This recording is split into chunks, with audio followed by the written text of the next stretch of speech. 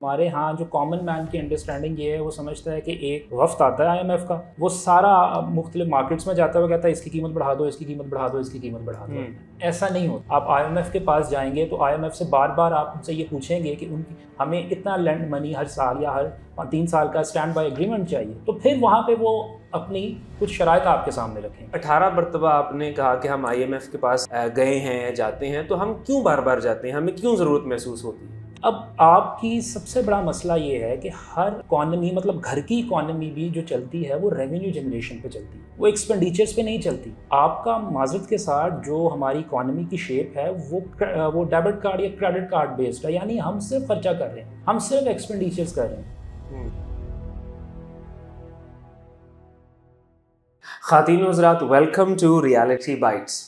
इस शो में हम आपको हक़ाइक़ पर मबनी बहस के ज़रिए हकीकत के करीब ले जाने की कोशिश करते हैं।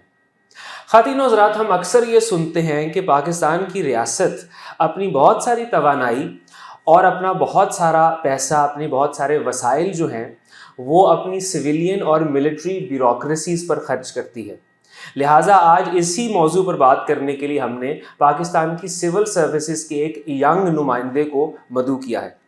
हमारे साथ मौजूद हैं जनाब मोहम्मद मुनीब साहिब, जो कि असिस्टेंट डायरेक्टर हैं रेलवेज़ ऑडिट में। Pakistan audit and account services से इनका ताल्लुक़ है। मुनीब, आपकी तशरीफ़ आवरी का बहुत शुक्रिया। बहुत शुक्रिया सर, थैंक यू। आपसे पहला सवाल, आप एक यंग, एम्बिशियस और एस्पायरिंग सिविल सर्वेंट हैं। हमें ये समझाइए कि महंगाई या इन्फ्लेशन होती क्या है? सर, इन्फ्लेशन बेसिकली अगर आप इसको बिल्कुल एक सतही कहना चाहिए या एक लुग़वी मानी में देखें तो अफरात ज़र, यानी कीमतों का बढ़ना। किसी भी चीज़ की जब आप उसकी जो करंट प्राइस से वो इंक्रीज़ हो जाता है तो हम समझते हैं वो इन्फ्लेट कर गया। अब इसको सामने रखते हुए जब कंज्यूमेबल आइटम्स हों या यूजेबल आइटम्स हों या इस तरह की चीज़ें जो डेली चीज़ों की रोज़मर्रा की ज़िंदगी में इस्तेमाल हो रही हैं, जब उनकी कीमतें बढ़ती हैं तो उसको हम इन्फ्लेशन में गिनते हैं। पाकिस्तान में ऑलमोस्ट जो इन्फ्लेशन रेट पहुंचा हुआ है 25% पे पहुंचा हुआ है, जो लास्ट 2 ईयर्स में सबसे ज़्यादा रिकॉर्ड किया गया है ओवरऑल। जब से हिस्टोरिकली अगर हम इसका डेटा देखें तो उसमें सबसे ज़्यादा। तो कॉस्ट ऑफ प्रोडक्शन जब बढ़ जाती है किसी चीज़ की और किसी भी फैक्टर की वजह से, जो हम लेटर ऑन डिस्कस भी करेंगे, तो उसका बढ़ना बेसिकली हम कहते हैं कि ये इन्फ्लेशन है। अच्छा, तो ये बताइए, जो आपने कहा कि 25% जो है इस वक्त वो हमारा रेट ऑफ इन्फ्लेशन है, ये हम माहवार कह रहे हैं कि महाना ये है? ये ईयरली है सर। बेसिकली अगर मंथली देखा जाए तो वो 4.5% पे है। अच्छा। और ये इसमें कंज्यूमेबल आइटम्स नहीं है, मतलब वो चीज़ें जो आपकी खाने पीने की हैं। अमूमन ये होता है कि जितने आपकी मुल्क की इन्फ्लेशन होती है कंज्यूमेबल आइटम्स उससे ज़्यादा होती है, 4-5% उससे ज़्यादा होती है। अगर 12% है तो वो 16% होंगी, अगर 25% है तो ये ऑलमोस्ट 29%, यानी खाने पीने की अशिया उससे भी ज़्यादा महंगी होंगी। अच्छा, इंटरेस्टिंग। मुनीब साहब, हमें ये बताइए कि जो पाकिस्तान में होने वाली महंगाई है या इन्फ्लेशन है, इसका इंटरनेशनल डोनर ऑर्गेनाइजेशंस जैसे कि वर्ल्ड बैंक या IMF और इनकी पॉलिसियों से कोई ताल्लुक़ है? और अगर है तो वो क्या ताल्लुक़ है? क्या ये इदारे हमें कहते हैं कि महंगाई करो, चीज़ों की जो है रेट्स जो है बढ़ाओ, पेट्रोल महंगा करो, बिजली महंगी करो? सर, ये बहुत इंपॉर्टेंट चीज़ है जो समझने की ज़रूरत है। बेसिकली हमारे यहाँ जो कॉमन मैन की अंडरस्टैंडिंग ये है, वो समझता है कि एक वफ्द आता है IMF का, वो सारा मुख्तलिफ मार्केट्स में जाता हुआ कहता है इसकी कीमत बढ़ा दो, इसकी कीमत बढ़ा दो, इसकी कीमत बढ़ा दो। ऐसा नहीं होता। अच्छा, वो मुल्क जो बहुत ज़्यादा रिलाई करते हों इम्पोर्ट बेस्ड इकॉनमी पे, वो मुल्क जो बहुत ज़्यादा रिलाई करते हो लेंडर इनकम पे, यानी आप इनकम जो आप लोन से ले रहे हैं, वहाँ पे एक रोल होता है IMF का, और उसी रोल को स्ट्रक्चर एडजस्टमेंट्स प्रोग्राम्स के ज़रिए वो सामने लेके आती है। मिसाल के तौर पे जब आप 18 से 20 दफ़ा या 18 से 20 दफ़ा आप IMF के पास जाएंगे तो IMF से बार बार आप उनसे ये पूछेंगे कि उनकी हमें इतना लैंड मनी हर साल या हर 3 साल का स्टैंड बाय एग्रीमेंट चाहिए, तो फिर वहाँ पे वो अपनी कुछ शराइत आपके सामने रखेंगे। उन शराइत में सबसे पहले वो आपका ओवरऑल पिक्चर जो होगी इकॉनमी की वो देखेंगे। वो ये देखेंगे कि आपकी स्पेंडिंग किधर हो रही है, वो ये देखेंगे कि आपकी एक्सपेंडिचर की नौयत क्या है, वो ये देखेंगे कि फैक्टर्स ऑफ प्रोडक्शन में क्या कंट्रीब्यूट कर रही है आपकी इकॉनमी, वो ये देखेंगे कि रेवेन्यू जनरेशन कहाँ से हो रही है, कहाँ से नहीं हो रही। इस चीज़ को सामने रखते हुए IMF बहुत सी चीज़ों पर डायरेक्टली या इनडायरेक्टली आपको कहता है कि इसको बढ़ा दो। अच्छा, उसका कंक्लूसिव अगर हम देखा जाए तो उसका कोई डायरेक्ट वो नहीं कसूरवार होते IMF, वो उसमें आपकी इकॉनमी की जो वॉल्यूम होता है, जो आपकी हेल्थ होती है, इकोनॉमिक हेल्थ होती है, उसको सामने देख के फैसले किए जाते हैं। अगर पेट्रोल सबसे इंपॉर्टेंट, उस पर मिसाल मैं देता हूँ कि थोड़ी सी लंबी बात हो जाएगी, कि पेट्रोल के ऊपर अगर टैक्स लगाना है तो IMF आपको ये ज़रूर इसलिए कहता है क्योंकि आप टैक्स के जो आपका रेवेन्यू टारगेट है उससे शॉर्टफॉल पे है। वो आपने अगर उससे $6 बिलियन लिया और इंटरेस्ट में ला के आपने उसको वापस करना है, तो आपने कहाँ से वापस करना है? वो इन्हीं टैक्सेस से करना है। और जब वो आपका टैक्स का निज़ाम देखते हैं कि वो फंक्शनल नहीं है, वो डायरेक्ट टैक्सेशन नहीं इकट्ठी कर रहा, 1 या 2% पे हैं हम डायरेक्ट टैक्स में, तो फिर वो आपको इनडायरेक्ट टैक्सेस की तरफ कहता है। और सबसे आसान टैक्स पेट्रोल का टैक्स होता है। अच्छा, इस वजह से वो कुछ चीज़ें डायरेक्टली आपको कह देता है, कुछ चीज़ें आपको इनडायरेक्टली कहता है, but it all based as we speak in theoretically economic based decisions होते हैं। पॉलिटिकल रिकन्सिडरेशंस या कंसिडरेशंस होती हैं, बट वो एक अलग टॉपिक है, उस पर हम फिर कभी या अभी लेटर ऑन बात करेंगे। लेकिन अगर हम IMF को as economic point of view से देखा जाए तो वो हमारी इकोनॉमी को सामने रख के फैसले करता है। यानी वो लार्जर पिक्चर को देखते हैं और फिर वो कह रहे होते हैं कि आपने अगर हमें ही हमारे पैसे वापस करने हैं तो आप कैसे करेंगे, तो वो प्रपोज कर सकते हैं कि आप पेट्रोल पे टैक्स बढ़ा दें करें। लेकिन यानी आप ये कहना चाह रहे हैं कि वो उनकी मुदाखलत ऐसी नहीं होती कि वो हमारी हुकूमत को कहें कि तुम पेट्रोल की या बिजली की कीमतें बढ़ाओ। सम टाइम होती है क्योंकि आपने पैसे वापस अच्छा, होती भी है? होती है, बिल्कुल होती है। जो इस वक्त 3-4 years या कंपैरेटिवली स्पेशली जो 2018 से जो अग्रीमेंट्स होने शुरू हो रहे हैं हमारे, क्योंकि पिछली गवर्नमेंट ने भी जो अग्रीमेंट किया था वो एक बहुत बड़ा, वो ऑलमोस्ट $6 बिलियन का अग्रीमेंट था। और उस वक्त भी फाइनेंशियल हेल्थ हमारा जो थी, हमारा बैलेंस ऑफ पेमेंट यानी इंपोर्ट और एक्सपोर्ट का गैप बहुत ज़्यादा था, जिसमें पिछली गवर्नमेंट से आपकी मुराद पीटीआई की गवर्नमेंट है या पीडीएम की? पीटीआई की गवर्नमेंट है, क्योंकि जो IMF अग्रीमेंट हुआ था वो पीटीआई गवर्नमेंट में हुआ था। उन्होंने इसकी कंटिन्यूएशन जो लास्ट किस्त हुई थी वो PDM गवर्नमेंट को मिली थी। जो साइन हुआ था, प्रोग्राम साइन हुआ था, वो अग्रीमेंट हुआ था, वो 2019 के स्टार्ट में या 18 के एंड में हुआ था। तो वो PTI गवर्नमेंट का प्रोग्राम था। उसके बाद जो नेक्स्ट प्रोग्राम हुआ वो उससे भी ज़्यादा, वो 6.5 बिलियन या $8 बिलियन की तरफ है कि जाना। तो जब आप 18 दफ़ा IMF के पास जाएंगे, इतने बड़े आउटस्टैंडिंग अमाउंट्स उनसे लेंगे, तो फिर वो डायरेक्ट इंटरफेरेंस होती है और वो करते हैं। अच्छा मुनीब, ये बताइए कि 18 मरतबा आपने कहा कि हम IMF के पास गए हैं, जाते हैं, तो हम क्यों बार बार जाते हैं? हमें क्यों ज़रूरत महसूस होती है? सर ये वो असल जैसे कहते हैं ना कि एलिफेंट इन अ रूम, जिसको एड्रेस करने की ज़रूरत है।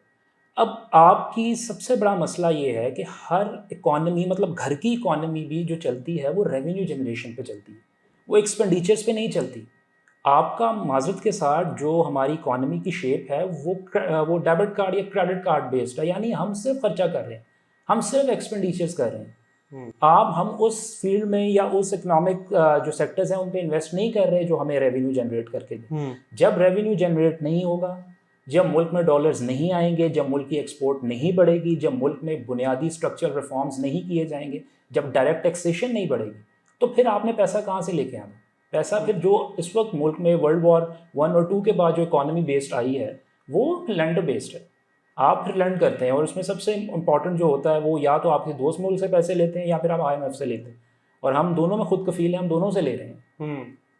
तो ये चीज़ हमारी एक, जिसे कहते हैं कि ये चीज़, ये वो काम है जिस पर करने, जो सोचने वाली चीज़ है कि आपको रेवेन्यू जनरेट करना। अच्छा, आपने अपनी गुफ्तगू में इशारा कर ही दिया, तो अब मैं आपसे बराह रास्त सवाल की तरफ आता हूँ कि जो हमारी इकोनॉमिक मिसमैनेजमेंट है, या जो आप कह रहे हैं कि हम रेवेन्यू जनरेट नहीं कर पाते और हम लेंडिंग के ऊपर चल रहे हैं, तो एक तासुर ये है कि जो पैसा हम लेंड भी कर रहे हैं या कर्ज़े की सूरत में हासिल कर रहे हैं वो भी गलत जगहों पर ख़र्च हो रहा है। तो सवाल ये है कि महंगाई का या इस मिसमैनेजमेंट का सिविल और मिलिट्री ब्यूरोक्रेसियों के शाहाना अखराजात से क्या ताल्लुक़ है? अच्छा, अब आपने सीधा हमला कर दिया। चलें इसका जवाब, सर इसका जवाब बहुत सीधा सा है कि ताल्लुक़ है। अगर हम इसको कोई फैशनेबल आर्ग्यूमेंट में कहें कि नहीं कुछ कोई ताल्लुक़ नहीं है, या हम इसको कहें कि बिल्कुल भी ऐसा नहीं है, गवर्नमेंट बड़ा उसको देख रही है और सारा कुछ है, बिल्कुल गवर्नमेंट अपनी जगह सारे मेजर्स ले रही है। लेकिन कहीं ना कहीं हम देखते हैं कि जो पॉलिसी डिसीजंस होते हैं हमारे यहाँ हुकूमतों में, उसमें ये जो सिविल मिलिट्री ब्यूरोक्रेसी है, इसके ऊपर जो स्पेंडिंग हो रही है उसका जो रेडियस है वो ठीक नहीं है, यानी उसकी जो प्रायोरिटीज़ हैं वो ठीक नहीं है। हमारे यहाँ जो एडमिनिस्ट्रेटिव बेस्ड एक्सपेंडिचर्स हैं वो बहुत ज़्यादा हैं। यानी मैं आसान ज़ुबान में, अब जिसमें लोगों को समझ आए कि एक दफ्तर चलाने के लिए जो हम एक्सपेंडिचर्स कर रहे हैं, या हम एक पूरा इंस्टीट्यूशन चलाने के लिए एक्सपेंडिचर्स कर रहे हैं, वो बहुत ज़्यादा है। उस वजह से हम वो पैसा, पॉलिसी मेकिंग हमारी उस लेवल की भी नहीं होती जहाँ पे ये पैसा शिफ्ट होकर रेवेन्यू जनरेशन की तरफ जाए। ये एक्सपेंडिचर बेस्ड हो रहा है। यानी हम खर्चे बहुत ज़्यादा कर रहे हैं और उन चीज़ों पे कर रहे हैं जिनका एडमिनिस्ट्रेटिव तो मुल्क चलाने के लिए हमें फ़ायदा हो रहा है बहुत ज़्यादा। ज़ाहिर है पुलिस है, ब्यूरोक्रेसी है, एडमिनिस्ट्रेशन है, अकाउंट्स है, टैक्स है, मिलिट्री है, इनका ही कहीं ना कहीं अपना रोल प्ले करके इस मुल्क को एक वाइबल मुल्क बना रहे हैं। लेकिन इकोनॉमी को चलाने के लिए वो सेक्टर ज़रूरी हैं जहाँ पे रेवेन्यू जनरेशन है, जिसमें एक्सपोर्ट्स है, जिसमें इंडस्ट्री है, जिसमें आपका टैक्स कलेक्शन है, जिसमें आपका ज़राअत है, और अब जो सबसे ज़्यादा कॉन्ट्रीब्यूट हो रहा है वो टूरिज्म पे हो रहा है। तो इनके ऊपर जो एक्सपेंडिचर है उसकी जो नौयत ऐसी है जो आपके रेवेन्यू जनरेशन को डिस्करेज कर रहा है।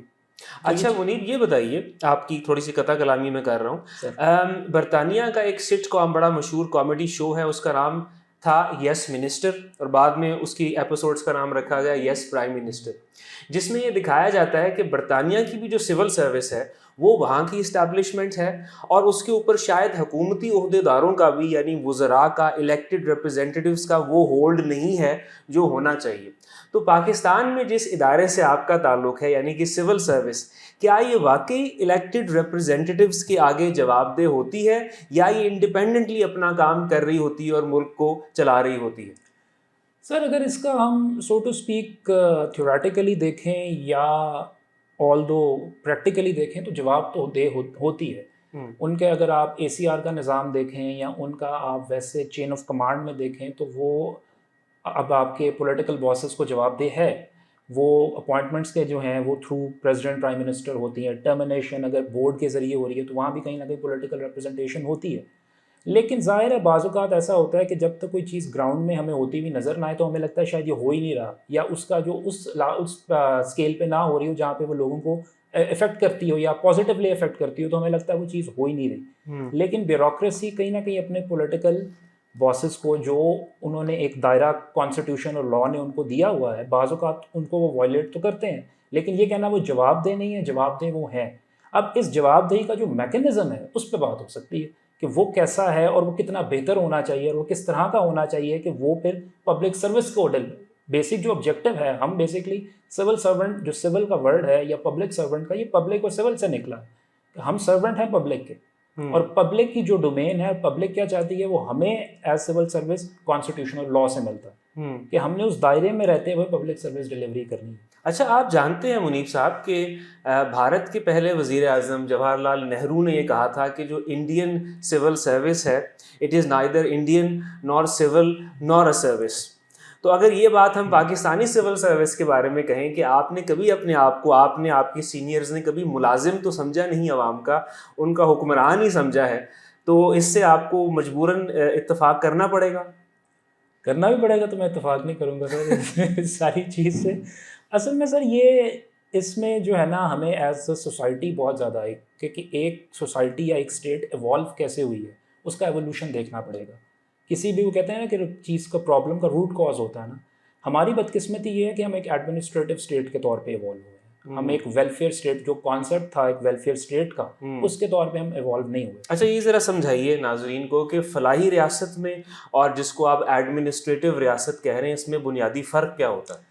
फ़लाही रियासत में सर जो बुनियादी चीज़ें होती हैं वो सोशल डेवलपमेंट होती है। सिंपल, इसको बड़ी आसान ज़ुबान में अगर मैं बताऊं और बड़ा लिटरल मीनिंग में कि आप कॉमन मैन भी समझ जाए, कि समाजी जो एक तरक्की है उसका नाम है वेलफेयर स्टेट। यानी रियासत अपने अखराजात जो करती है वो हेल्थ के ऊपर, अस्पताल बनाने पे, एजुकेशन पर, सड़कें बनाने पर करती है। Job creation. एक सोसाइटी अगर अपलिफ्ट नहीं कर रही अपने लोगों को, वहाँ मिडिल क्लास तबका श्रिंक हो रहा है, तो हम उसको वेलफेयर स्टेट नहीं कहेंगे। वो वेलफेयर स्टेट नहीं है, क्योंकि वहाँ पे जो ये तबका, जो तबकाती निज़ाम है, जिसमें आपका लोअर मिडिल क्लास और लोअर क्लास अगर इंक्रीज़ होती जा रही है, लोगों को टैक्सेस देने के बावजूद भी, लोगों को पूरा रेवेन्यू में कंट्रीब्यूट करने के बावजूद भी उनकी बुनियादी नीड्स पूरी नहीं हो रही, फंडामेंटल नीड्स पूरी नहीं हो रही, तो वो एक वेलफेयर स्टेट नहीं होती। वेलफेयर स्टेट में हर वो चीज़ आ जाती है जिसका आपका कॉन्स्टिट्यूशन और लॉ, जो आप खुद बताते हैं। कॉन्स्टिट्यूशन कोई ऊपर से उतरी हुई किताब नहीं है, हमने खुद बनाई है 73 का कॉन्स्टिट्यूशन, और हमने कंसेंसस के साथ बनाई है। उसमें जो चीज़ें आपने सोशल डेवलपमेंट के लिए लिखी हैं, अगर तो रियासत उसके लिए काम कर रही है और वो चीज़ें प्रोवाइड कर रही है, तो रियासत वेलफेयर स्टेट है। और अगर रियासत वो काम नहीं कर रही तो रियासत वेलफेयर स्टेट नहीं है। ये बुनियादी फ़र्क है। इसी में अगर हम आगे जाएं तो फिर जब एक वेलफेयर स्टेट नहीं होती तो वो फिर दो तरह की स्टेट्स बन जाती है। या वो एडमिनिस्ट्रेटिव स्टेट बन जाती है, जहाँ पे हर चीज़ कंसनट्रेटेड ऑफ पावर तक रहती है, महदूद रहती है। तो थैंक यू। और सेकंड जो है उसमें ये होता है कि फिर वहाँ पे ताकत, रूल ऑफ पावर जो है वो इन्फोर्स होता है। बदकिस्मती से जो हिस्ट्री हमें बताती है कि जब हम वेलफेयर स्टेट से हट जाते हैं तो फिर वो दो ही तरीके होते हैं और कोई तीसरा नहीं होता। अनार्की तो जाहिर है वो फिर एक अल्टीमेट होती है, लेकिन जो शेप इवॉल्व होती है वेलफेयर स्टेट से लेके वो फिर ये दो चीज़ों में होती है। और हमने ये देखा है कि पाकिस्तान फिर एज एडमिनिस्ट्रेटिव स्टेट, पाकिस्तान में जो सिस्टम है, पॉलिटिकल सिस्टम है, वो फिर अपने आप को सोसाइटी पे इन्फोर्स करवाता है, बजाय देखे कि इस चीज़ को कि वो एक कंसेंसस बिल्ड करे सोसाइटी के साथ टुवर्ड्स फंडामेंटल नीड्स। वो फिर अपने आप को इंतज़ामी तौर पे इन्फोर्स करता है उन सोसाइटी के ऊपर। तो ये एक बुनियादी फ़र्क है जिस वजह से आपको हम ब्यूरोक्रेट्स भी बाज़ औक़ात बुरे लगते हैं, बाज़ औक़ात हम और इदारों पे भी बात करते हैं, हम और तरह की जो इंडस्ट्रीज़ पे भी बात करते हैं, हम ओवरऑल सियासतदानों के ऊपर भी कमेंट्स करते हैं। वो यही वजह है कि जो इस वक्त रियासत की शक्ल है वो बन इस तरह की गई है कि रियासत चल ही इन बुनियादी असूलों पे रही, सही या गलत, इसको आप जिस तरह की भी डेफिनेशन में देख लें। चलिए आपसे एक और बराह रास्त सवाल, क्योंकि आप सरकार का हिस्सा भी हैं अपने ओहदे की वजह से, अपनी जॉब की वजह से, ये बताइए कि पाकिस्तान की सरकार के पास, जिसमें आप रोज़ उठते बैठते हैं, उसके पास पाकिस्तान के सरकारी अस्पतालों में ख़रीदने के लिए, बेड ख़रीदने के लिए बजट नहीं है या पैसे नहीं हैं, लेकिन सिविल सर्वेंट्स के लिए नई नई गाड़ियाँ ख़रीदने के लिए पैसे हैं। तो ये कैसे मुमकिन है? ये ऐसे मुमकिन है कि सर ये प्रायोरिटीज़ कह लें इसको, या बाज़ औक़ात जो स्टेट चाह रही होती है उसको इन्फोर्स करने के लिए वो फिर अपनी कोई प्रायोरिटी सेटिंग करती है। अगर प्रायोरिटी सेटिंग में हेल्थ सेक्टर नहीं है तो वो नहीं है, उसके लिए फिर बेड्स भी बनाएं या वो ना बनाएं वो इम्पॉर्टेंट नहीं है। अगर उनकी सेटिंग, उनकी प्रायोरिटी के अंदर एडमिनिस्ट्रेटिव कंट्रोल है रियासत का, जिसमें हम पहले बात कर रहे थे, तो फिर शायद वो ब्यूरोक्रेसी को, ये नहीं कि ज़रूरत नहीं होती, बाज़ औक़ात आपको कुछ चीज़ों की ज़रूरत भी होती है, क्योंकि हमारा इस पे एज डायरेक्ट टॉपिक नहीं है इसलिए मैं डिटेल में इस पर ज़्यादा नहीं जाऊँगा कि जो ब्यूरोक्रेसी का स्ट्रक्चर है, जब एक दफ़ा वो कॉमन मैन को समझ आ जाएगा तो उसको भी ये लगेगा कि कुछ चीज़ों की आपको बारहा ज़रूरत होती है। और कुछ चीज़ें ज़ाहिर है, जब आप फंडामेंटल नीड्स, इंसान का एक बुनियादी फ़लसफ़ा है कि जब आप उसकी तरफ जाते हैं फिर उसमें बाज़ औक़ात तजावुज़ भी हो जाता है और बाज़ औक़ात वो कम भी हो जाती हैं, तो वो चीज़ है, एक चीज़ है। लेकिन यस, जो हेल्थ सेक्टर है इसके ऊपर देखने की बहुत ज़रूरत है कि क्या हमारे मुल्क का जो हेल्थ सेक्टर है उसका जो फाइनेंशियल सिस्टम है, वो जो मैनेजमेंट मॉडल है, क्या वो ऐसा है कि जो वहाँ पे हम हेल्थ सेक्टर को बाय वे ऑफ गवर्नमेंट ठीक कर सकें। जितने मर्जी, फिर ये एक चीज़ है कि जितने मर्जी आप बेड्स ले आएँ, जितने मर्जी आप इसको फंड कर दें, लेकिन फिर भी हमारे यहाँ, जो मेरी अंडरस्टैंडिंग है, हमारे यहाँ जो हेल्थ सेक्टर है वो जब तक उसका मैनेजमेंट सिस्टम ठीक नहीं किया जाएगा, उसका हेल्थ का सिस्टम, उसका फाइनेंशियल मॉडल ठीक नहीं किया जाएगा, वो कभी भी वायबल नहीं है। इसके अब आप इल्ज़ाम इसकी गवर्नमेंट की फंडिंग को, फंड गवर्नमेंट देती है हॉस्पिटल्स के पास हर साल, क्योंकि हम लोगों को तो ताल्लुक ही ज़ाहिर है, मैंने एजी ऑफिस में भी सर्व किया हुआ है, हम एक्सपेंडिचर्स देखते हैं, गवर्नमेंट के पास फंडिंग होती है हॉस्पिटल्स को लेके, लेकिन शायद उनकी जो यूटिलाइजेशन है डिफरेंट एरियाज़ में या डिफरेंट स्केल पे वो उस तरह की नहीं हो रही। अच्छा, जो आप कह रहे हैं, आप बड़ी सेंसिटिव पोजीशंस पर और जगहों पर रहे हैं, क्या सरकार पाकिस्तान की हेल्थ के लिए, सेहत के लिए उतनी ही एलोकेशंस करती है जितनी आप लोगों की गाड़ियों के लिए और खानसामों के लिए करती है?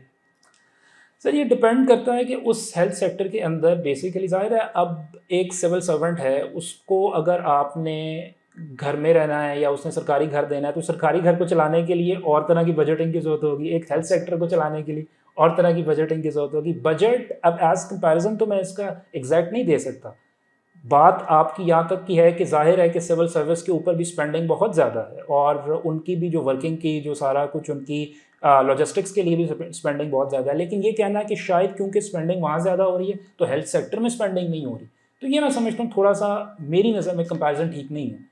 बजट की अवेलेबिलिटी है, बजट की अवेलेबिलिटी मौजूद है, मसला यूटिलाइजेशन का है। जहाँ तक गाड़ियों का सवाल है, जाहिर है हमारा जो फिर वही बात है, जिस तरह का स्ट्रक्चर है, अब एक सिविल सर्विस का अगर आदमी है, वो असिस्टेंट कमिश्नर है, डिप्टी कमिश्नर है, पुलिस में है, डीपीओ है, एसपी है, उसने 24 घंटे गवर्नमेंट के पास हाथ रहना है, उसने 24 घंटे गवर्नमेंट की ऑपरेशनल ड्यूटीज़ करनी है जो उसको असाइन की।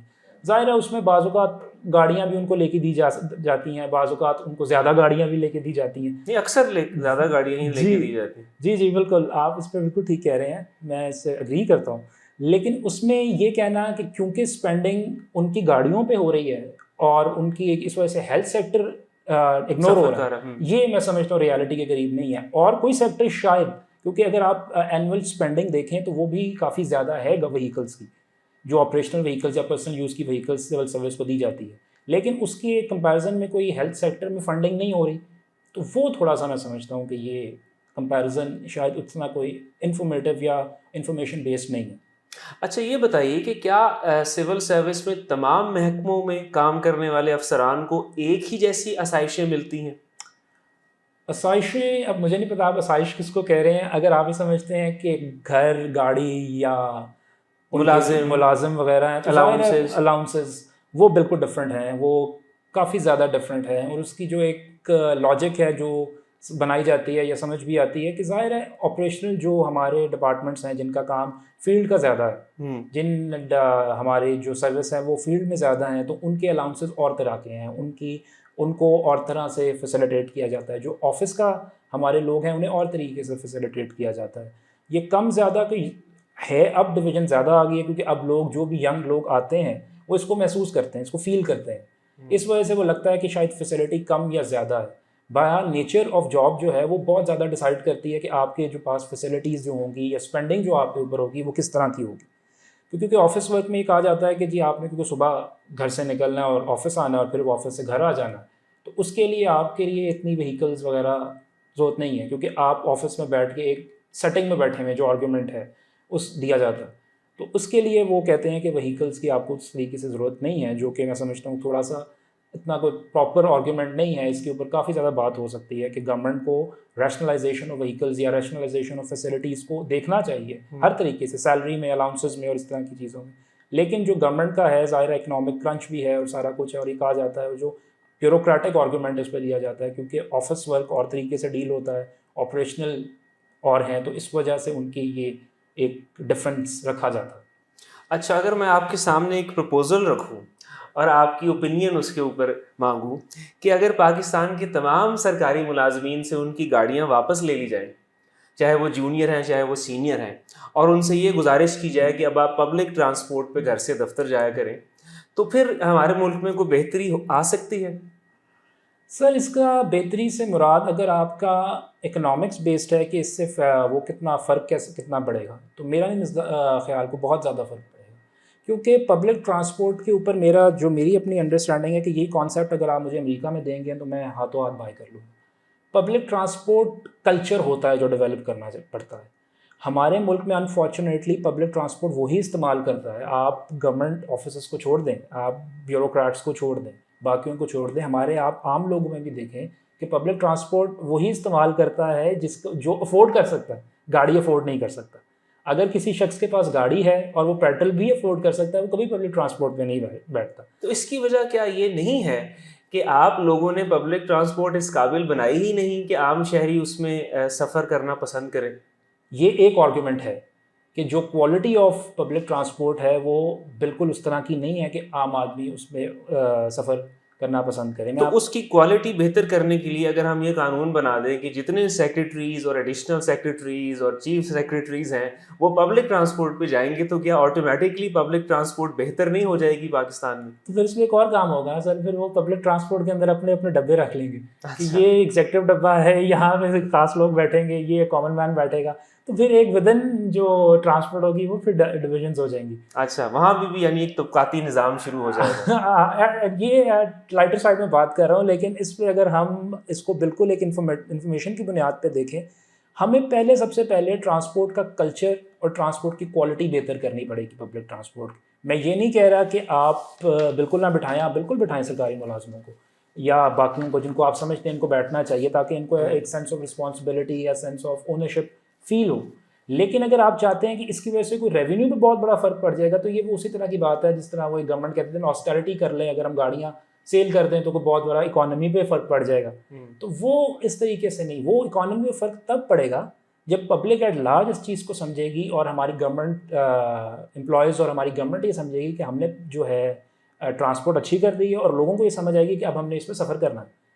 यानी गवर्नमेंट जो है वो ट्रांसपोर्ट की क्वालिटी बेहतर करे और गवर्नमेंट उस और लोग जो है उसको एज अ कल्चर अडॉप्ट करें, तो फिर ये बेहतरी आप समझ सकते हैं कि गाड़ियाँ कम हो जाएंगी यूटिलाइज होना, तो ये चीज़ इससे बेहतर हो सकती है। अच्छा, एज एन असाइड एक सवाल मैं आपसे पूछना चाहूँगा कि पाकिस्तान की जो सीनियर गवर्नमेंट सर्वेंट्स होते हैं, चाहे वो सिविल सर्विस में हो या मिलिट्री में हो, क्या वो अपना इलाज सरकारी अस्पतालों में कराते हैं, जितनी आपकी मालूमात है? मेरा नहीं ख्याल कि सर कोई भी गवर्नमेंट सर्वेंट या कोई भी, तो कहना थोड़ा सा उसको जेनेरिक करने वाली बात होगी।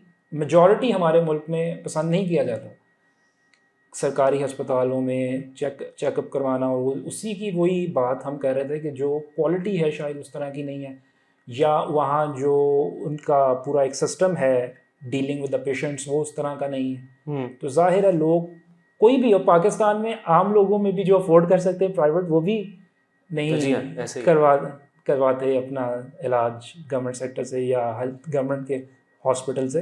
तो ये तो अनफॉर्चुनेट है, इसके ऊपर तो जाहिर। चलिए, ये तो खैर ऑन अ लाइटर नोट भी हो गया, थोड़ा सा रिटोरिकल भी हो गया, क्योंकि इस सवाल का जवाब शायद हम सभी जानते थे कि क्या होगा। लेकिन अब एक संजीदा सवाल, वैसे तो हमारे तकरीबन सारे सवाल ही संजीदा हैं, कि आपके नज़दीक पाकिस्तान के 2, 3, 4 बड़े इक़्तिसादी मसाइल क्या हैं और इनका हल क्या है? सर सबसे पहले तो आपको हर चीज़ साइड पे रख के अपनी रेवेन्यू जनरेशन करनी पड़ेगी, अपने रेवेन्यूज़ को बढ़ाना पड़ेगा।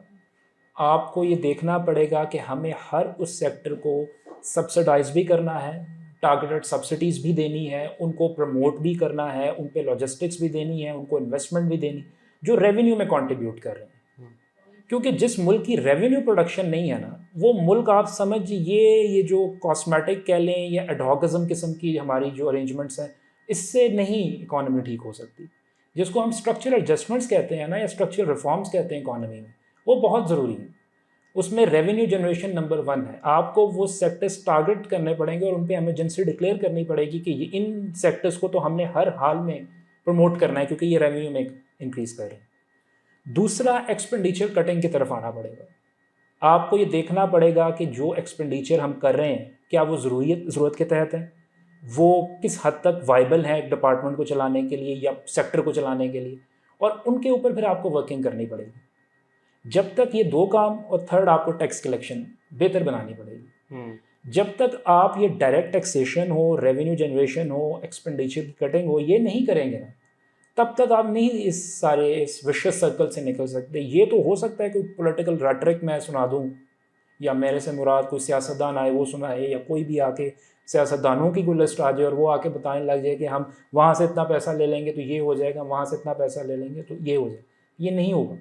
ये हार्श रियलिटी आपको गवर्नमेंट को बतानी पड़ेगी कि आपको बुनियादी रिफॉर्म्स करने पड़ेंगे। हाँ, उन बुनियादी रिफॉर्म्स में कुछ मसाइल आएंगे, उन मसाइल में आपको लोगों को फिर ये बताना है। उसमें इन्फ्लेशन एक बहुत बड़ा मसला है। उसमें जब आप टैक्स बढ़ाने जाएंगे तो बहुत से सेक्टर्स उसके ख़िलाफ़ बात भी करेंगे, बहुत से सेक्टर्स उसमें कंट्रीब्यूट नहीं करेंगे, तो उसका कहीं ना कहीं फॉल आउट लोगों पे आएगा। उसको भी एड्रेस करने की ज़रूरत है। लेकिन ये हार्श रियलिटी है, वक्त है, लोगों को बताएं, आप लोगों को एजुकेट करें इसके ऊपर कि रेवेन्यू जनरेशन बहुत बड़ा इशू है, और हमारी यंग जनरेशन में इतना पोटेंशियल है कि वो इन चीज़ों को सोचती है कि हम किस तरह इकॉनमी में कंट्रीब्यूट करें। हमारे पास सबसे बड़ा जो है वो आईटी सेक्टर है। आपकी सारी यंग जनरेशन इस तरफ आ रही है, तो आईटी सेक्टर एक बहुत बड़ा, जिसे कहते हैं कि एक फील्ड है जिसको हम देख के उसके वो रेवेन्यू को कंट्रीब्यूट कर सकता है। टूरिज़्म है, एग्रीकल्चर है।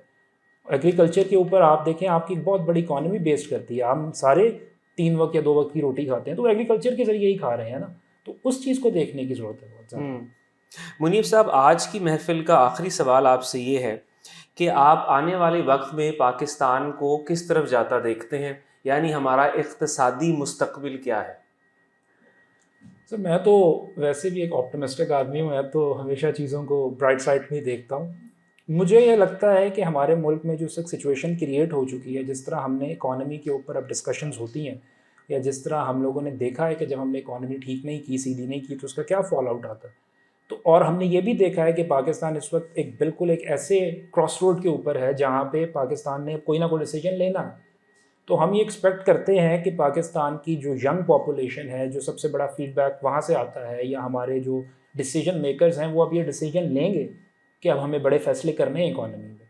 अब ये वो जिसे कहते हैं ना कि day to day decision making नहीं चल सकती। अब आपको जब तक बड़े फैसले आप नहीं करेंगे आप ठीक नहीं हो सकते इस मुल्क में। तो मैं समझता हूँ कि ये जो यंग पॉपुलेशन है, हमारी डिसीजन मेकिंग, हमारा मीडिया है, हमारे इंटेलेक्चुअल्स हैं, हमारे इकोनॉमिस्ट हैं, हमारे इंडस्ट्रियलिस्ट हैं, वो इस तरफ अब सोचना शुरू हो गए हैं कि हमें को बड़े फैसले लेने पड़ेंगे। इक़्तिसादी हालात बेहतर करने के लिए हमें बड़े और मुश्किल फैसले जो हैं वो लेने पड़ेंगे। ख़ातीन हज़रात, आज की महफ़िल के लिए इतना ही। हमारे साथ मौजूद थे मोहम्मद मुनीब, जो एक यंग सिविल सर्वेंट हैं जिनका ताल्लुक़ audit and account services of Pakistan से है। मुनीब, आपकी तशरीफ़ आवरी का बहुत शुक्रिया। आज के लिए इतना ही।